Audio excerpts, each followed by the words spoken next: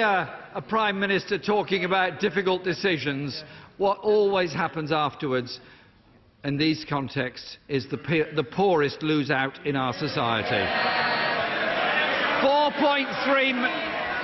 4.3 million disabled people are now in poverty. 50,000 were hit by appalling cuts to the employment support allowance benefit alone last year. This government labelled disabled people scroungers. It called those unable to work skivers. It created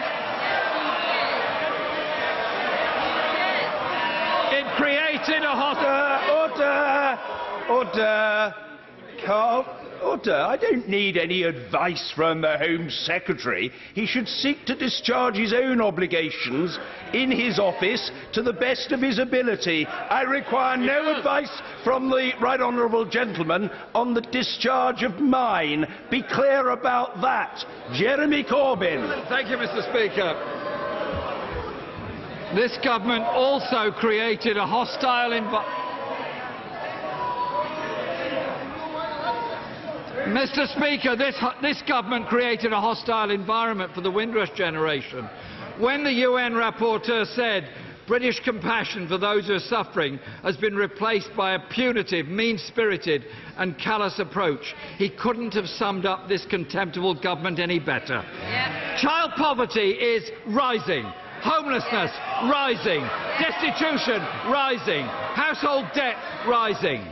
When will the Prime Minister turn her warm words into action, end the benefit freeze, repeal the bedroom tax, scrap the two-child cap and halt the rollout of universal credit? Prime Minister! The right honourable gentleman referred to the poorest losing out. I'll tell him when the poorest lose out. It's when a Labour government comes in.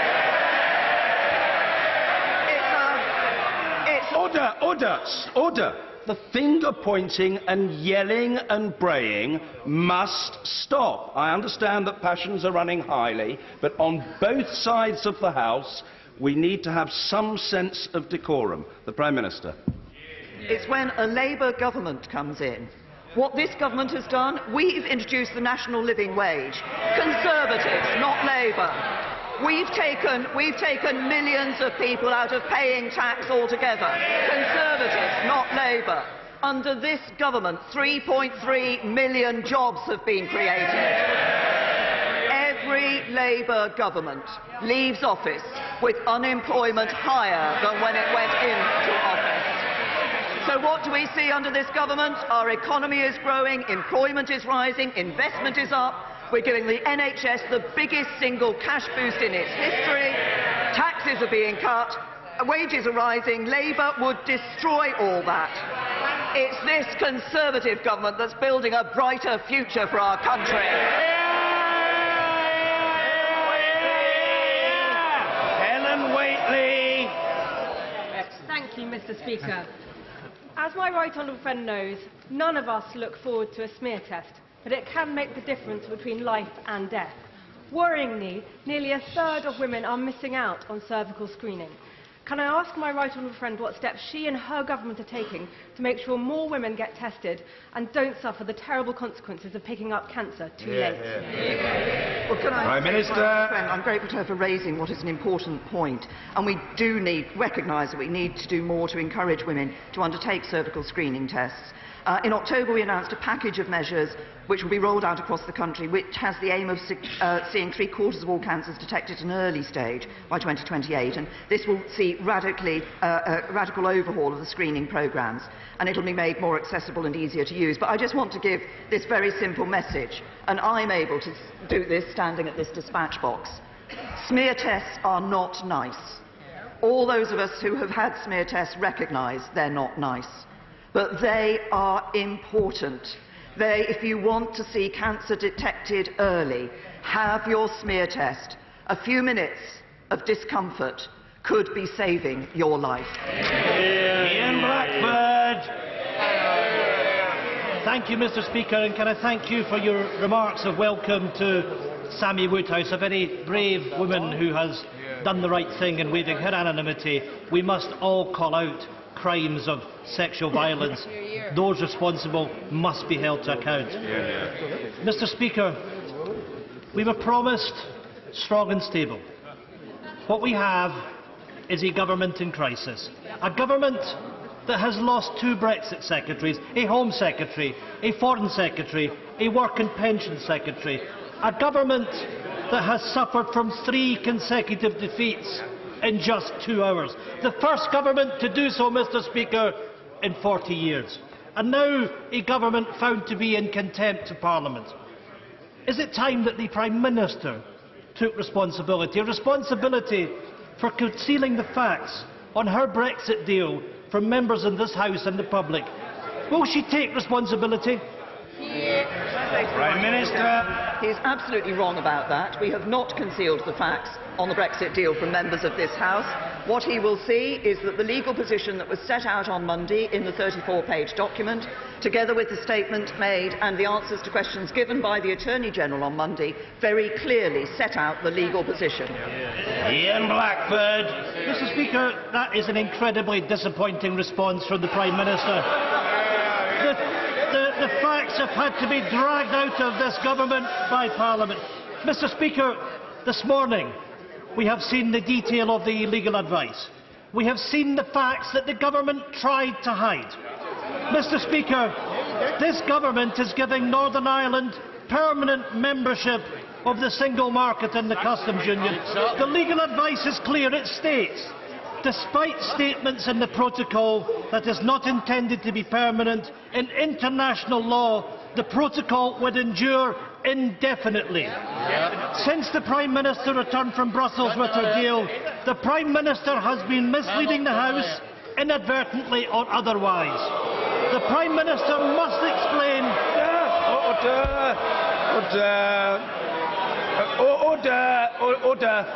Order. There can be no suggestion of otherwise. The Right Honourable Gentleman must make it clear that there is no suggestion that the government is misleading the House deliberately. There can be no question of that. If the Right Honourable Gentleman wants to use the word inadvertently, which people do now and again, he can, but there must be no ambiguity on the point. And I ask the Right Honourable Gentleman to clarify that matter and to order. No, I don't need any advice from anyone. I know exactly what I'm doing, and the Right Honourable Gentleman must comply. Mr. Ian Blackford. Mr. Speaker, I did use the word inadvertently, and I repeat it. Since the Prime Minister has returned from Brussels with her deal, the Prime Minister has been misleading the House, perhaps inadvertently. The Prime Minister...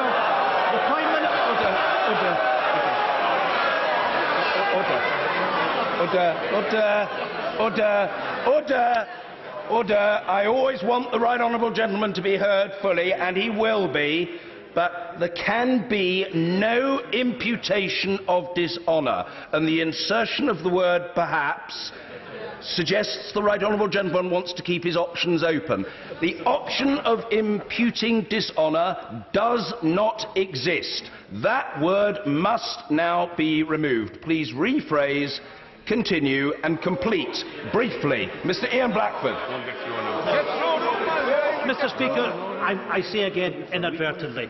Mr. Speaker, the Prime Minister must explain. The Prime Minister must explain why she continues to deny Scotland the rights and opportunities that her deal offers to other parts of the United Kingdom. Minister. I say to the Right Honourable Gentleman that I think what he will see, if he makes a careful analysis of the statement that the Attorney-General made in his answer to questions on Monday, and of the legal position that was set out by the government, in many ways unprecedented that the government actually published such a 34-page document, he will see that the advice that he is holding in his left hand has no difference from the statement that was given. Indeed, I might take the personal challenge from the Right Honourable Gentleman. I have myself said on the floor of this House that there is indeed no unilateral right to pull out of the backstop. What I have also said is it is not the intention of either party that the backstop should A, be used in the first place, or should B, if it is used, should be anything other than temporary. And he finishes off by saying once again that he wants to look to what Scotland should have from the deal. We are leaving the European Union as the whole United Kingdom. We will negotiate as the whole United Kingdom. For the interests of Scotland, remaining in the internal market of the United Kingdom is the most important economic interest. And for the interest of Scotland coming out of the common fisheries policy, which is in our deal and our policy and not his. Gordon Henderson. Mr. Speaker, my local authority, Swale Borough Council, is being asked to find land for thousands more homes, and my constituents in Sittingbourne and Sheppey are not happy. Over the past 20 years, we've seen large-scale housing developments that have transformed our area. We feel we've already accepted more than our fair share of new housing. So will my right honourable friend, the Prime Minister, urge her ministers to take steps to reduce the housing targets being imposed on Swale? Prime Minister. Can I say to my honourable friend, I absolutely recognise the concern that he raises and the fact that often people are concerned when they see proposals for new development in their areas. But we do need to build the homes that the country needs so that everyone can afford a decent, safe place to call their own, and we need to help more people onto the housing ladder. There are young people today who worry that they will not be able to get onto the housing ladder, and I'm sure my honourable friend shares my determination to ensure that they are able to do so. And I'm pleased to say that in the last year we've delivered over 222,000 new homes, the highest level we've seen in all but one of the last 31 years. But I'm sure that my right honourable friend, the Communities Secretary, would be happy to meet with my honourable friend to discuss his local issue further. Stuart Hosey. Mr. Speaker, every single Brexit scenario this government have modelled shows GDP growth to fall, and to fall further when the impact of ending freedom of movement is factored in. This Prime Minister continues to pretend ending free movement is a good thing. It is a bad thing. So let me ask her, why is she prepared to take from our children and grandchildren the ability to travel freely throughout Europe? And why is she doing it in a way which is economically illiterate? Prime Minister. What the analysis actually shows is that outside of the European Union, the best deal available in relation to our economy, which delivers on leaving the European Union, is the deal that is on the table, is the deal that I've negotiated with the European Union. When people voted to leave the European Union, one of the issues they voted on was bringing an end to free movement once and for all, and that is what this government will deliver. Alex Chalk. In its November survey, local homelessness charity P3 recorded that there were 2 rough sleepers in Cheltenham. 2 too many, of course, but a dramatic reduction on the previous year. Does my right honourable friend agree that this shows the value of social impact bonds which provide vital one-on-one support to people with complex needs? And will she support and congratulate the vital work of charities CCP and P3 who make such a difference to vulnerable people in our country? Prime Minister. Can I say to my honourable friend that he raises a very important issue, and yet we are all concerned about the question of rough sleepers. But as he says, it's about finding the solutions and the ways through that is important. And I'd like to commend him for the excellent work he's been doing and campaigning on these issues on homelessness, rough sleeping and social impact bonds. And I'd like to congratulate P3 and CCP in Cheltenham. I think the rough sleeping social impact bond, which is designed to support individuals who've spent a long time within the homelessness system and to reduce rough sleeping in the long term by helping them to access the support and services they need, is a very important step forward, and I congratulate those organisations for the work they've done in his constituency. Kevin Brennan. Thank you, Mr. Speaker. Point 6 of the Attorney's legal advice shows that the Prime Minister has not only breached her red lines on the single market, but also on customs. Doesn't it mean it's even less likely that her deal will pass through this House? Constitutionally, that should mean a general election, but if not, isn't the way to resolve this to have a public vote on her deal? Why can't she see that, and why can't she say that? Prime Minister. Can I say, if the Right Honourable General looks at the arrangements that we have in place for the future relationship between the United Kingdom and the European Union, it is clear that we will not be in the single market and we will not be in the customs union. What we will have is an ambitious trade agreement which enables us to reduce those, and we will continue to work for frictionless trade at the border. It's an ambitious trade agreement, unlike any other that has been given to any other advanced economy. It's the most ambitious trade agreement that any advanced economy has with the European Union. That's good for this country and it's good for jobs in his constituency. Mrs. Pauline Latham. All young people have to stay in educational training until they're 18 now. Isn't it time we raised the age of marriage in this country from 16 to 18, as we ask other countries to do? Prime Minister. Honourable friend, I think the numbers of people who are marrying in England and Wales at 16 or 17 are very small and actually continue to decline.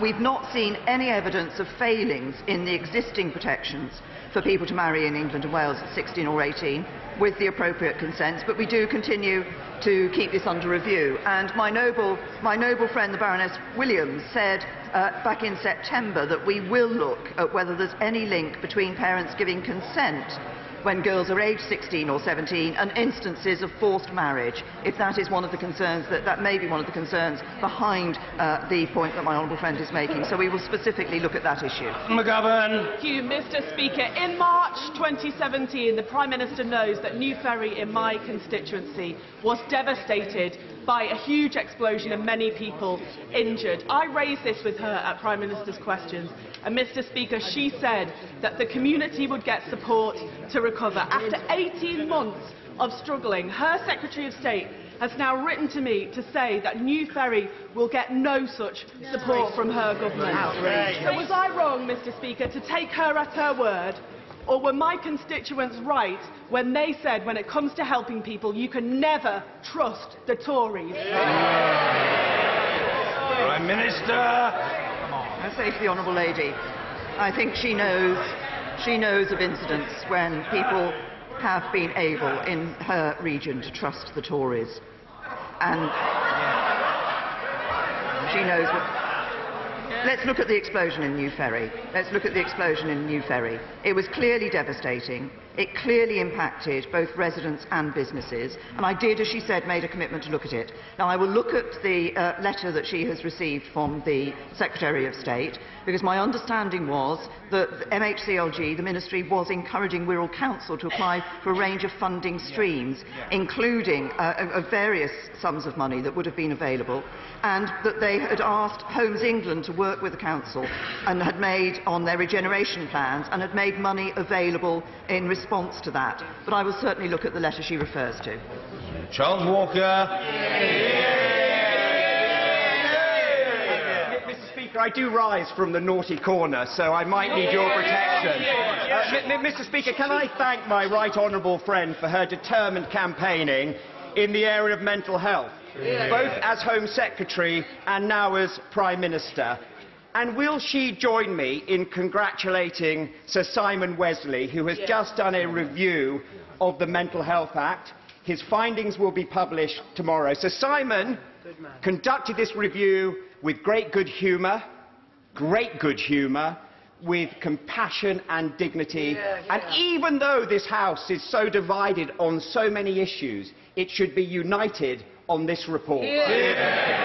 Prime Minister. To my honourable friend, I think he's absolutely right. I hope that this issue of mental health and how we look at the Mental Health Act is an important question that will unite people across this House with a recognition that we have been right to have this review. And I'm certainly happy to congratulate Professor Sir Simon Wesley on the work that he's done. He's engaged with a wide range and a large number of service users and their families, as well as health organisations and professionals, to help shape his recommendations. I certainly look forward to reading them, and we will obviously commit as a government to come forward with legislation in due course. This is an important area. We should all get behind this, because we need to ensure that we are delivering for those people in our country who do suffer from mental health problems. Jamie Stone.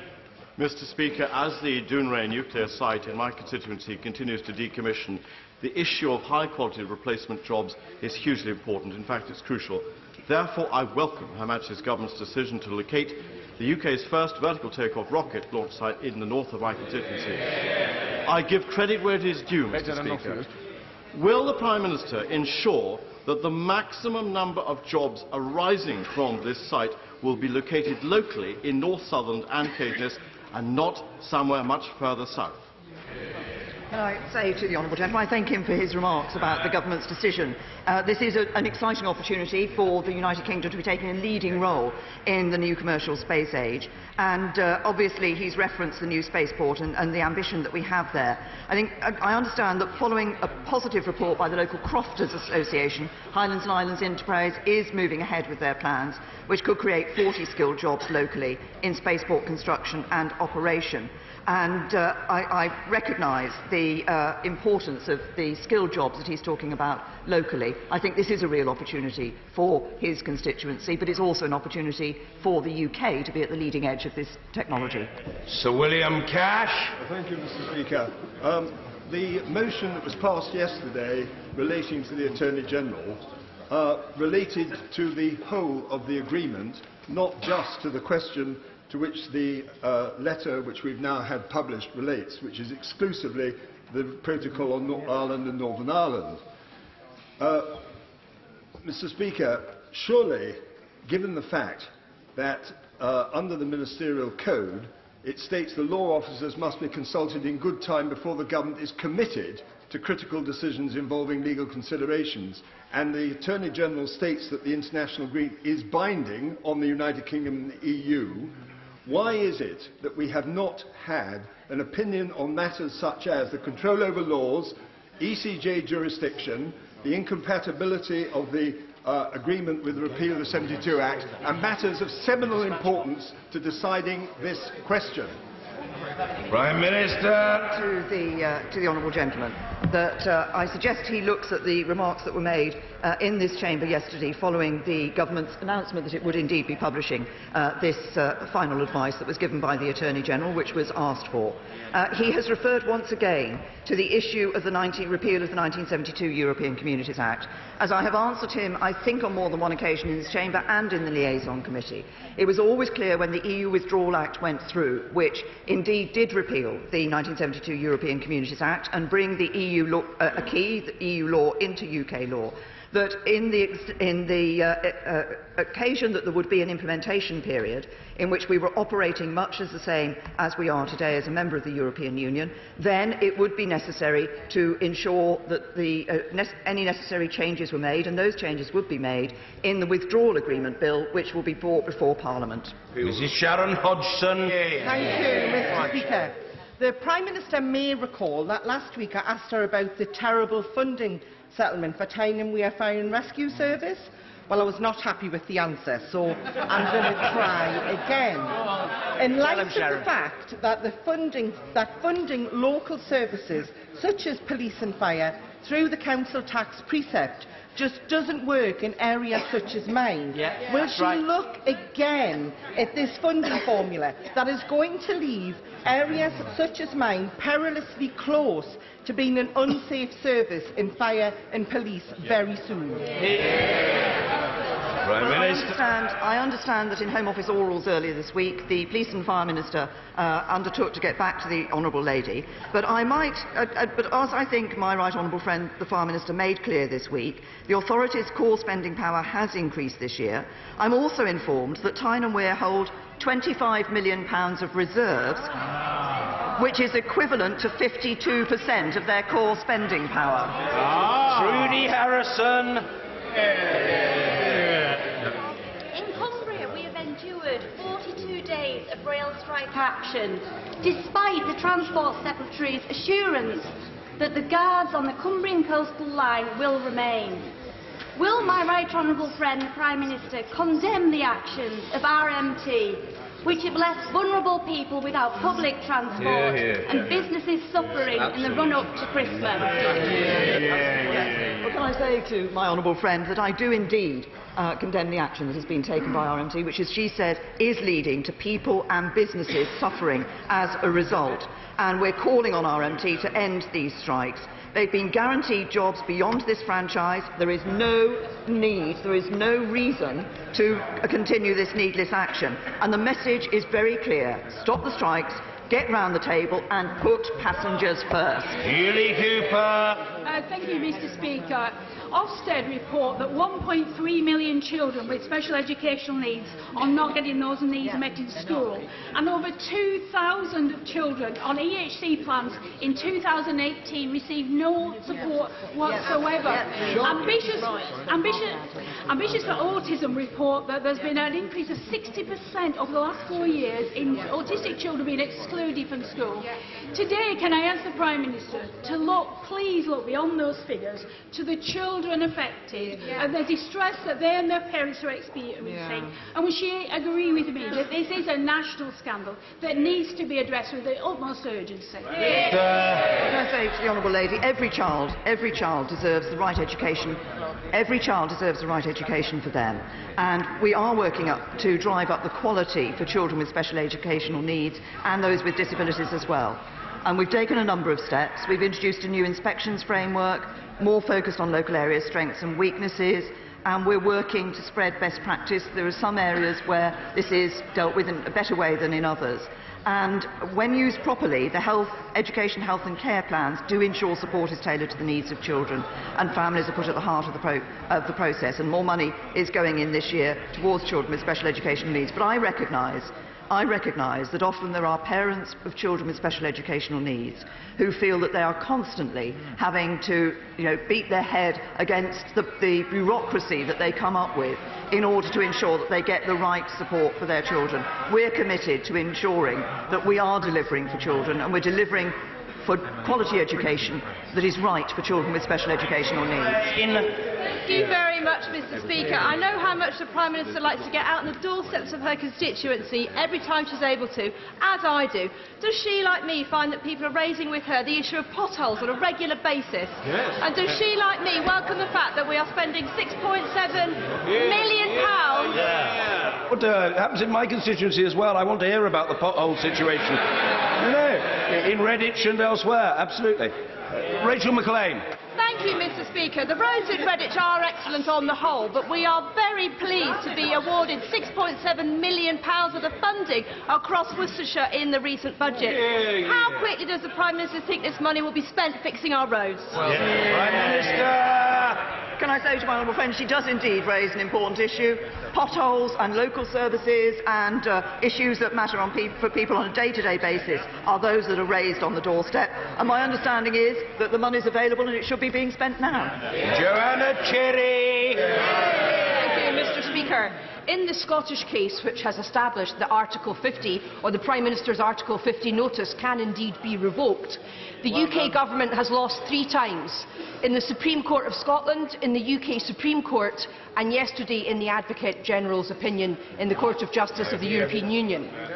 Can the Prime Minister tell us why she has put so much public money and so much energy into depriving this Parliament of legal certainty about the options which will be open to it when her deal is voted down next week? Can I say to the Honourable Lady that this is an issue on which both the UK Government and actually the European Commission felt that it was right that this issue be tested.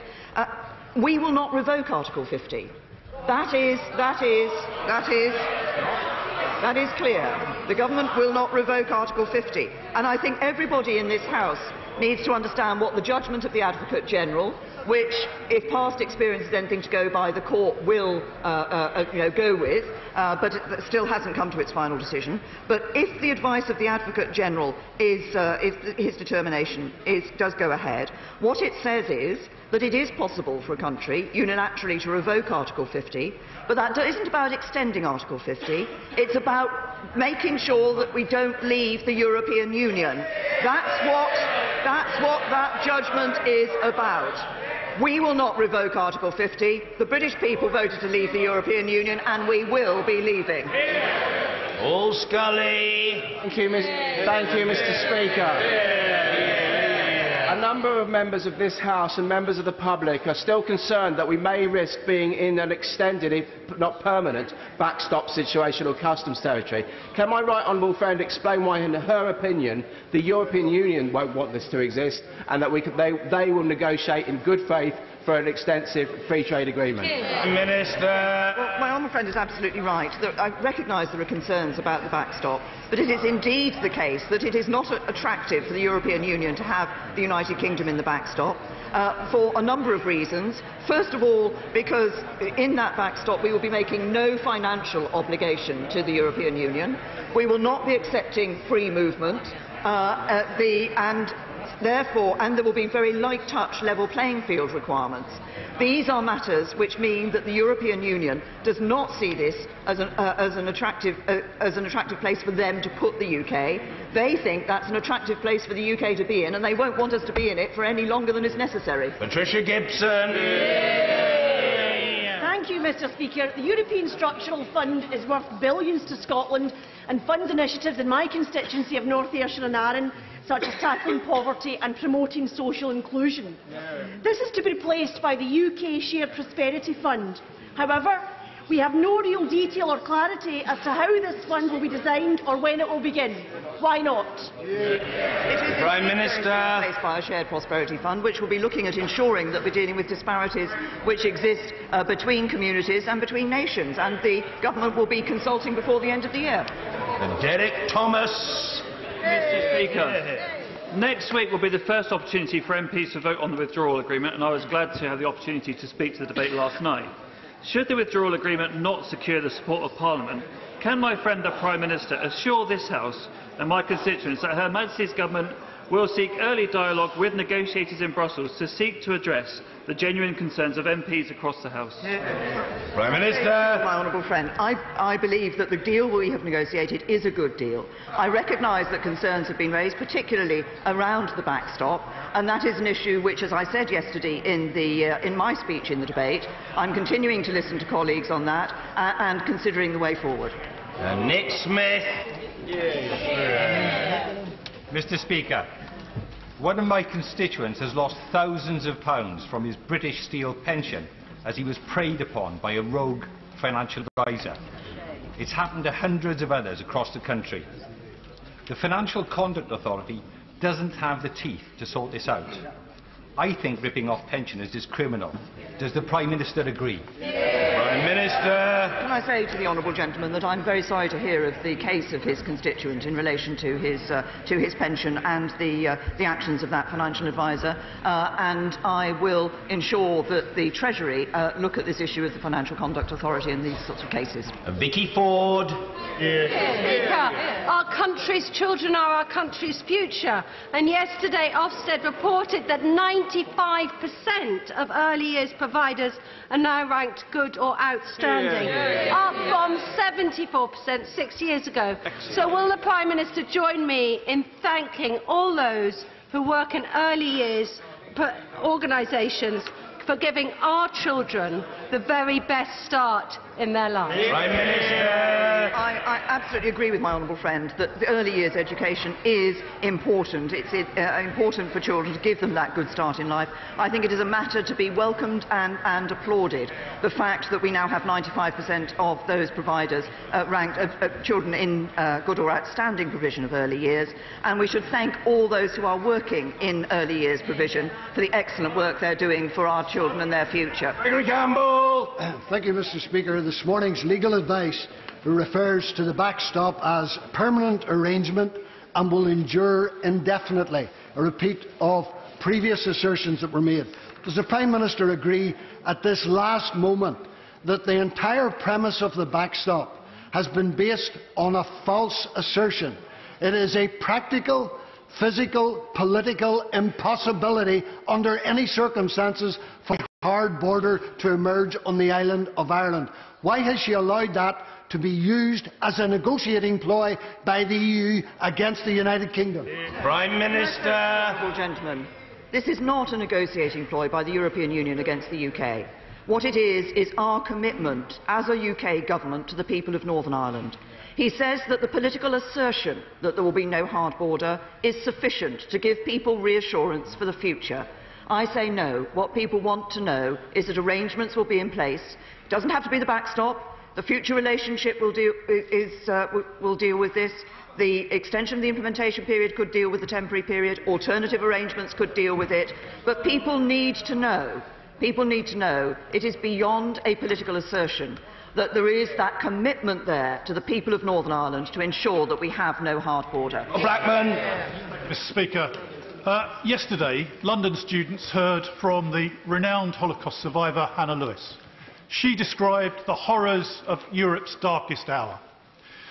And as we celebrate the festival of Hanukkah, does my right honourable friend agree with me? There could be no better place for the National Holocaust Memorial and Learning Centre than alongside this Palace of Westminster as a permanent memorial to the horrors of the ultimate of anti-Semitism. Prime Minister. Can I commend Hannah for the contribution that she is making and has made over the years in bringing home to people the absolute horrors of the Holocaust. Can I commend the work of the Holocaust Education Trust, which I think does important work up and down our country. But I absolutely agree with my honourable friend. I think there is no better place for the Holocaust Memorial and Learning Centre to be than right next to our Parliament. And what is important is that this is not just a memorial, it is a learning centre. It will be about educating young people and others about the horrors of man's inhumanity to man. Liz Saville-Roberts. Diolch yn fawr, and I would like to take the opportunity to express my respect to Sammy Woodhouse for her courage as well. Yesterday, the National Assembly of Wales became the first Parliament on the British Isles to reject the Prime Minister's deal. What's clear, Mr. Speaker, is it won't be the last. Wales has seen through how she is intent on inflicting GBH, her government's Brexit harm, on our nation. Beset on all sides, will the Prime Minister come to her senses and rule out a no-deal scenario before this House forces her to do so? If the Honourable Lady is concerned about the possible effects of a no-deal scenario, the only way to ensure that there is not a no-deal scenario is to accept a deal scenario and accept the deal that's on the table. Thank you very much, Mr. Speaker.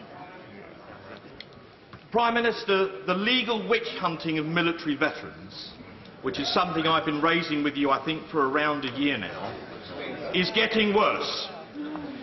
The latest victim is David Griffin, a 77-year-old former Royal Marine who is being reinvestigated for an incident that took place in Northern Ireland 45 years ago and for which he was thoroughly cleared at the time. And they knew where to find him, Prime Minister, because he is an in-pensioner at the Royal Hospital in Chelsea. How is it? OK, we're leaving Prime Minister's questions. Let's go straight to our assistant political editor, Norman Smith, in the House of Commons. Actually, I should say as well, if you want to carry on watching it, it's on BBC Parliament. Norman, it's running for longer than normal, even so much to talk about, but you sort of predicted, actually, Jeremy Corbyn did not go on Brexit. No mileage for Jeremy Corbyn going on Brexit. He just wants to lead the Tory party, as it were, to stew in its own division. So entirely different topics from Mr Corbyn about poverty and universal credit, but no getting away from Brexit and this issue of the legal advice on the backstop, which of course was published just before PMQs. We had that charge from Ian Blackford. He was slapped down by the Speaker. His suggestions, Prime Minister, was misleading, inadvertently misleading MPs about the implications of the backstop. Now, I know we've talked an awful lot about the backstop, but there are signs that maybe the government is going to try and finesse some sort of amendment to meet the concerns of Tory Brexiteers who basically think the backstop is completely unacceptable. I'm just speaking to one, and I'm told Mrs May will be meeting him and other Brexiteers this afternoon to look at possible amendments. What does it tell us? It tells us, I think, that Mrs May is not going to go down without a fight. She knows that as things stand, her deal is going to be defeated. So she has to come up with her own, if you like, plan B. And it sounds to me as though they're trying to find some sort of arrangement which might give the UK the ability to say it has more of a right to exit the backstop without having to wait forever and a day for the EU to say, yep, that's okay. It's all up in the air, but what it tells us is that Mrs May does not think it's game over. She wants to see if she can find some sort of way of meeting the concerns of her MPs over the Northern Ireland backstop. Thank you, Norman. Latest reaction coming up on the 1 o'clock news. Now, the British academic who was held for nearly 7 months in the United Arab Emirates on spying charges has said he felt as if he was being mentally tortured.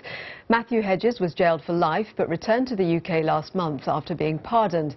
In his first broadcast interview to the BBC, he said he was pressurised into confessing after aggressive questioning gave him panic attacks, and he described some of the treatment he endured. It was lonely and isolating, completely, as the name suggests. There was no natural light. As I said yesterday to a publication, there was no light. I wasn't allowed to do anything to try and distract myself. You couldn't listen to a radio or anything of that sort? Not until I had started the court case and my mental health had deteriorated quite substantially. Then I was allowed some form of distraction. Were you shackled at all? Yes, I was. Whenever I had to go to the bathroom or on occasion, use the shower, I would be escorted by 4 guards and I would wear ankle cuffs. Whenever I was transported between different premises, I was blindfolded and handcuffed. And you had to stand up for quite a long time? Yes, so one of the days when I had tried to, again, tell the truth to the interrogators, their reaction was to make me stand for the day wearing ankle cuffs. All day? Yes. How did you feel? I mean, how did you manage that? I mean, it must have been exhausting. It was. It's mentally exhausting. Physically, the adrenaline takes over. And so obviously afterwards I was pretty sore, but it's how it made you feel mentally. Did you feel that you were being tortured? Psychologically, correct. Yes, it felt like it. Matthew Hedges. In a moment, it is time for the 1 o'clock news with Sophie Rayworth. First, time for a look at the weather with Chris Fawkes. Hello there. Our weather is on the change, a change to milder conditions for many of us. But with that milder air working in comes extensive low clouds. So it's a murky day today. We've got some mist and hill fog patches around, along with outbreaks of rain. But you can see that milder air working in from the south, just leaving a reservoir of cold air across the far north of Scotland, where temperatures will stay below freezing for some today. But for many of us, a big jump in temperatures. In Usk, for example, in Wales, we go from 4 degrees yesterday afternoon to about 13 degrees this afternoon, a jump of 9 Celsius. The milder air brought in by this area of cloud, an area of low pressure, with a warm front heading northwards across the country. Now, as we go on through the rest of the day today, we'll see outbreaks of rain pushing from west to east, although it will stay quite murky with some further mist and hill fog patches. Outbreaks of drizzle from time to time, with more persistent rain getting into the west later in the night. It will turn milder across the north of Scotland, but a slow old process across the far north. Temperatures barely budging, actually, between day and night across a good part of the UK. So that means it's going to be a mild start to the day on Thursday. Again, quite murky. More rain swinging its way eastwards, weakening through the afternoon, but probably staying damp and drizzly across some of the coast and hills across the south of England and in across parts of Wales as well. It's going to be a mild day again on Thursday, with temperatures up to 10 degrees in both Stornoway and Aberdeen, so a jump in temperatures here. The mildest further south with 14 in London. And then we end the week like this. An area of low pressure spinning up and deepening close to the north of Scotland. And this is going to bring a swathe of strong winds. We're talking about gales or even severe gales. Gusts of around 60 to 70 miles an hour, perhaps even a touch stronger than that. And although the strongest winds will be focused in Scotland, it's going to be a very windy day as well for Northern Ireland, Northern England and across parts of Wales too. It stays on the mild side, but with all this heavy rain going in across northern Scotland, that could also cause a few issues with some localised surface water flooding. So it's across Scotland that we've got the highest risk of some disruption, whether because of the strong winds or the heavy rain to end the week. Now, it'll stay pretty blustery into the weekend as well. More rain or showers coming through on Saturday. Sunday looks like being the better of the 2 days of the weekend. That's your latest weather.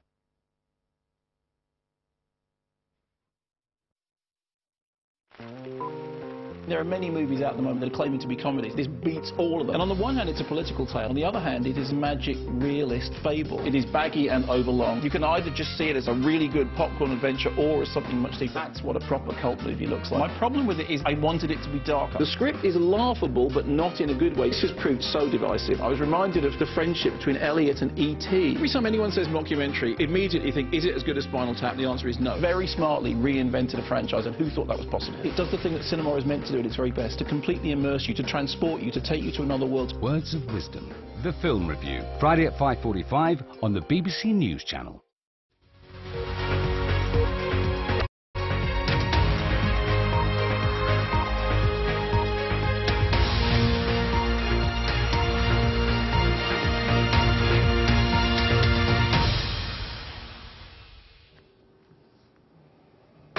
The government publishes its legal advice on Brexit in full, a day after being found in contempt of Parliament. The 6-page document says the proposed backstop arrangement with the EU to prevent a hard Irish border could endure indefinitely. Theresa May denies trying to hide the truth.